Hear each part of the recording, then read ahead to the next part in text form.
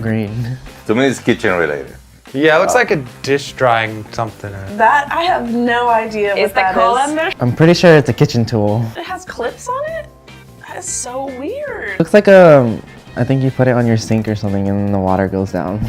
Oh, I know what it is. Oh my god. I know what it is. It's for a baby. So they pour the water and it doesn't get in their forehead. Don't steal my idea. Okay, people. I have a patent on it already. Put this in like a pot and you like drain it with like noodles and stuff. Oh, there you go.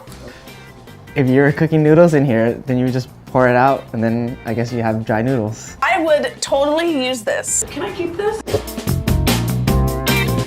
Maybe it's like a coffee strainer. I don't know. Wait, do you even put coffee in here? I was thinking something about the tea, but it doesn't make any sense to me to put the tea here and having the old boiling water. And this just keeps like the tea leaves from falling in.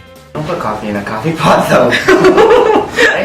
I don't drink coffee. I don't drink coffee either. Put like popcorn or something in there? It's a popcorn maker. You put the corns in here and you put it in the microwave and it pops it for you. You like to get that thing extra buttery, you just like stick a butter on there, put it in the microwave, and then it just like drizzles on there.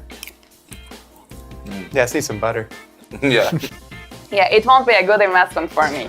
I would never use this. Why would you use this when you can buy those bagged popcorn at the store?